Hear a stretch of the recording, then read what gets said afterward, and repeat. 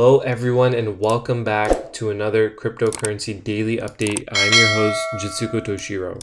Today we'll be talking about Bitcoin and we'll be talking about other alts and my trade. So let's go ahead and get started. Now if you look here, we are on the daily time frame. If you want to look at a more macro analysis, I am uploading a Bitcoin macro analysis later today or tomorrow, so please stay tuned for that. But let's just talk about the daily time frame and the intraday charts.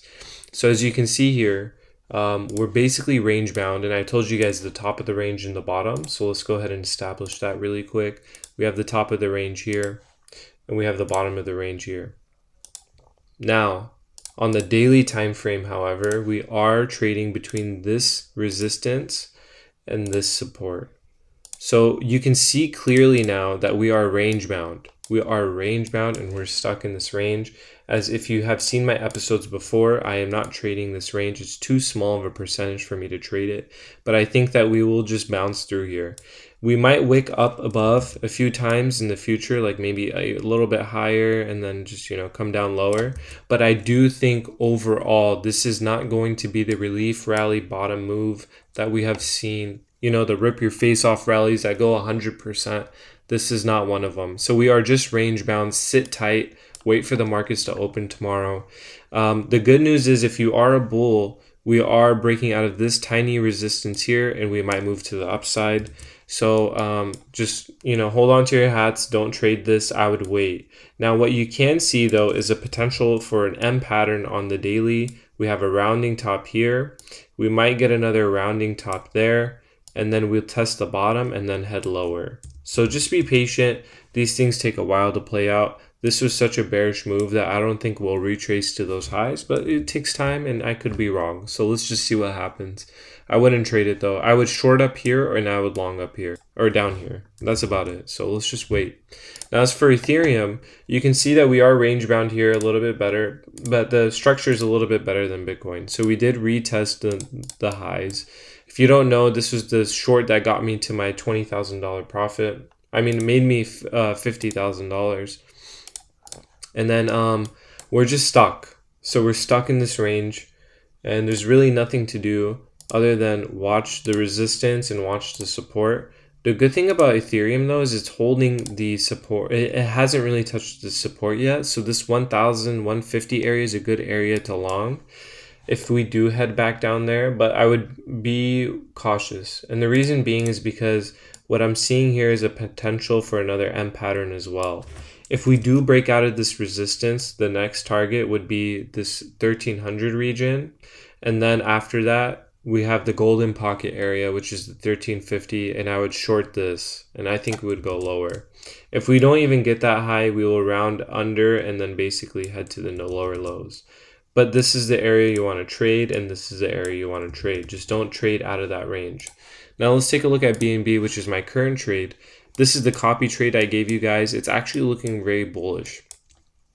The reason being is because we are not making any more lower lows. We're just stagnant. We're just stuck. And the more we're stuck in this structure and trading in this range, the more likely we are to break up to the upside.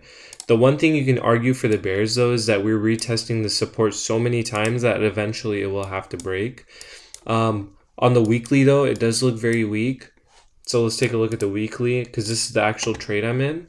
You can see that we're just stuck in this range. We might even test this 253, come up to this 263 region and test the body of these candles, which will be support. And then we'll go head lower. I do think overall we are headed down on BNB. Unfortunately, if you're holding BNB, now is not the time to hold it. I think the whole sentiment is bearish. So even if we do get a mini relief rally, don't be fooled. We could be going lower. The reason being is because it made this structure. This is called a descending triangle. Descending triangles 75% of the time break to the downside. So beware of BNB.